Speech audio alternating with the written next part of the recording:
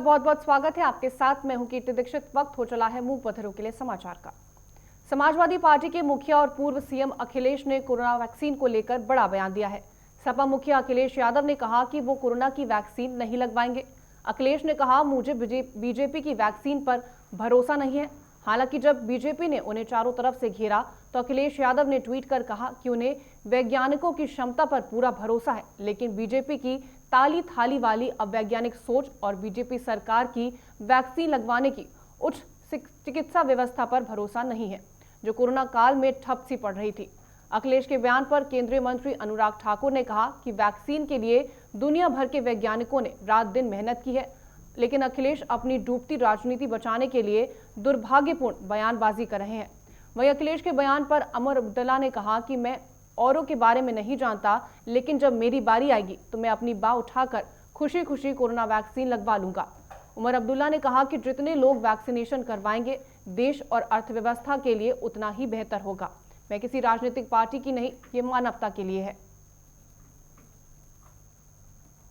देश में भले ही कोरोना के मामलों में कमी आ रही हो, लेकिन कुल आंकड़ा 1 करोड़ की संख्या को पार कर गया।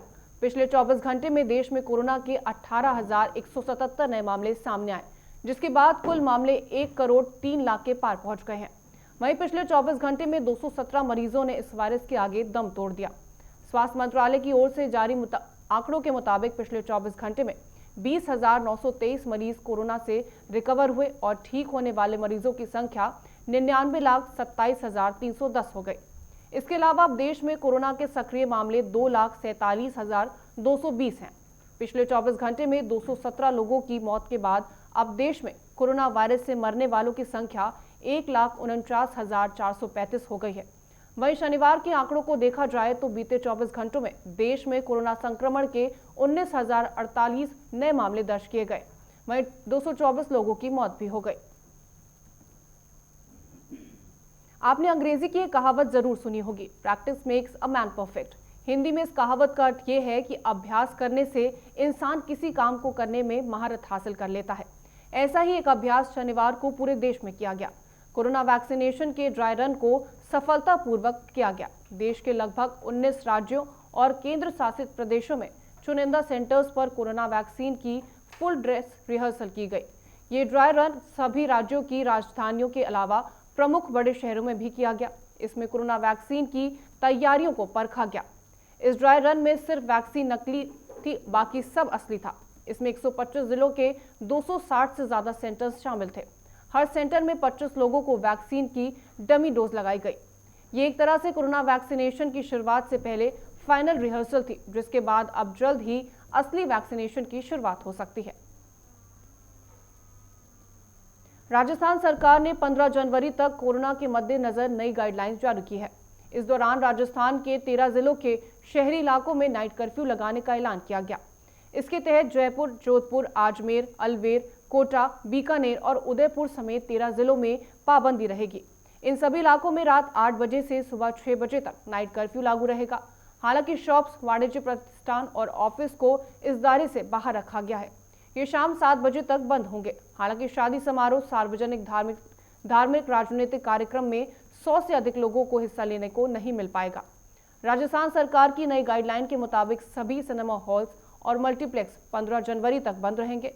इसके अलावा स्कूल, कॉलेज और अन्य शिक्षण संस्थान भी छात्रों के लिए बंद रहेंगे। सरकारी गाइडलाइंस के मुताबिक मास्क नहीं पहनने पर 500 रुपए का जुर्माना लगाया जाएगा। पश्चिम बंगाल में विधानसभा चुनाव होने हैं। विधानसभा चुनाव में टीएमसी को पटखनी देने के लिए बीजेपी पूरी जोर लगा रही है।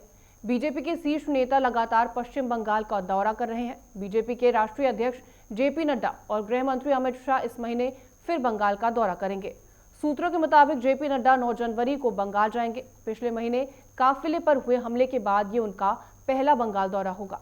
बंगाल जाने से पहले नड्डा 4 जनवरी को गुजरात जाएंगे। गुजरात में नड्डा पार्टी की ओर से आयोजित एक कार्यक्रम में शिरकत करेंगे। इसके बाद आरएसएस कोऑर्डिनेशन कमेटी की 5 से 7 जनवरी तक चलने वाली मीटिंग में भी वो हिस्सा लेंगे। वहीं बीजेपी अध्यक्ष नड्डा के बाद गृह मंत्री अमित शाह 30 जनवरी को बंगाल जाएंगे। जानकारी के मुताबिक गृह मंत्री अमित शाह उत्तर 24 परगना में मटुआ समुदाय की रैली को संबोधित करेंगे। मटुआ समुदाय के बड़े नेता और बीजेपी के सांसद शांतनु ठाकुर भी इस रैली में शामिल होने वाले हैं। शिवसेना ने केंद्र सरकार से चीन में फंसे 29 भारतीय नाविकों को वापस लाने की मांग की है। पार्टी प्रवक्ता और राज्यसभा सदस्य प्रियंका चतुर्वेदी ने विदेश मंत्री एस जयशंकर को पत्र लिखकर कहा कि जुलाई के महीने से ही चीन जल क्षेत्र में 39 भारतीय नाविक फंसे हुए हैं। उनके परिवार वाले उनकी वापसी के लिए भटक रहे हैं, लेकिन कोई उनकी मदद नहीं कर रहा।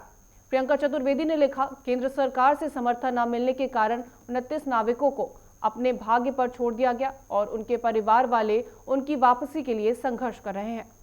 प्रियंका चतुर्वेदी ने कहा कि देशों के बीच व्यापारिक विवाद नया नहीं है और ऐसे मामलों में नागरिकों की बलि का बकरा नहीं बनाया जा सकता। उन्होंने कहा कि इस गतिरोध को जल्द से जल्द हल करके नाविकों को घर वापस लाना चाहिए। बता दें कि गौरतलब है कि 39 भारतीय सहित 2 मालवाहक जहाजों MV अनस्तासिया और MV जग आनंद चीनी जल क्षेत्र में फंस गए हैं, क्योंकि उन्हें वहां अपना सामान उतारने की अनुमति नहीं थी। फिलहाल के लिए इस बुलेटिन में इतना ही। देश और दुनिया की तमाम खबरों के लिए आप बने रहें हमारे साथ। नमस्कार।